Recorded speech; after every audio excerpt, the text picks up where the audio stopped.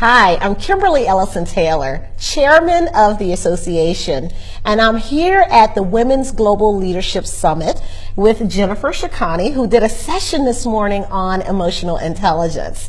Now, Jennifer, tell me about that session. How was it? What did you think? It was great. It was a pre-conference session, so we had quite a few people. It was a 8 a.m. start, and we asked up front how many of you are new. This is your first conference, and most of the room raised their hand. Wow. I was really impressed, and it was early, so they made their way in and wanted to be here. Well, Jennifer, a lot of people hear about emotional intelligence, but I'm not sure everyone knows what it is. Okay. So what is it? What is it? Everybody's like, I know EQ, but I don't really know. So the topic today was SheQ. SheQ. I love it. So the ways that women can leverage the power of emotional intelligence. So what it is basically are three things. It is, first of all, your ability to recognize yourself.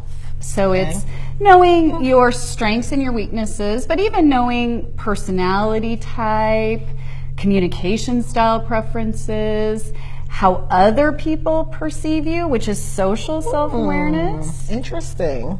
Then it's your ability to read people and situations accurately. So kind of like if you walked into a client meeting, sensing the mood before anyone has said anything.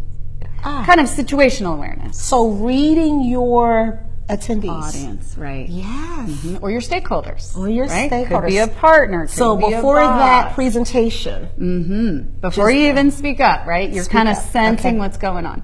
And then the third piece is responding appropriately. So instead of taking a one-size-fits-all approach, you're customizing your behavior to that audience. Okay. I meet some people who are, let's say, very direct, and they might say, I'm direct, that's who I am. And they're direct with everybody all the time. That's not EQ. EQ is recognizing, yes, I want to be direct, or that's my tendency, but there are times when I need to be quiet and not speak up. So it's tailoring your response to the situation. And so when do you find, we saw emotional intelligence on the World Economic Forum's report on essential skill sets. There was a listing of desired skills. And in the age of machines, I personally believe that this is where people have an advantage. So where do you think we struggle? What can we do? Yeah, I think, it's the technical expertise that we often rely on, sometimes too much. And it's what we get taught in school. It's what we promote people on.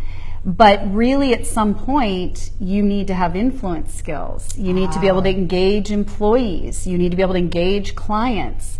And so it's kind of the difference between IQ versus EQ. Okay. And so we know that's where confidence comes from, is emotional intelligence. We've seen studies that show people make more money when they have higher emotional intelligence. Say that again. I said that's great for the There's a bigger paycheck with a higher EQ. And unlike IQ, which is set by the time you're about 19 years old, believe it or not, EQ, you learn, you grow. It's much more predictive of workplace success than IQ. So do men and women struggle with it differently? Yeah, it's a good question. Actually, the studies have shown that men and women have the same levels of emotional intelligence. So a lot of people think women, naturally have more emotional awareness or are comfortable sharing emotion more. But overall, when we look at assessments, we see no gender gap between levels of EQ. So women have to work at this just as hard as men do. Okay.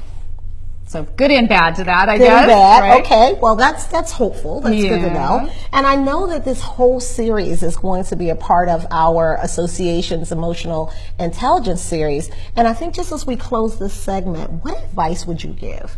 My advice is join our series and watch all of our publications and our webcast. But what are the closing thoughts? Yeah, again, you don't go to class to learn EQ typically. Now, there's online learning available that helps you kind of be more aware. Certainly a lot of books have been written about it now. The science actually was established in the 1980s. So it's still a pretty young behavioral science. If you've never heard of this, I'm not surprised, because it is still kind of making its way around popular, notification in a way. So there's ways that people can increase their overall EQ, but a lot of it you do yourself naturally, right? Okay. So that self-awareness piece, so taking assessments is a great starting point. And so knowing your personality type or your communication style, like I said, or your strengths finder, whatever assessments are out there, the more you take, the better, because that helps you get to know yourself better. Then also being able to hear feedback from others. And I think women in particular have a tendency to still see themselves the way they might have been in the past. Someone might have given them feedback once upon a time that they're a certain way, and they carry that around, and they're still almost overcorrecting sometimes for that. That's excellent. So it's like, see you for who you are today. And what is expected of you based on your role today. And so having that kind of outside perspective viewpoint, not just getting caught up in intention, but really looking at impact.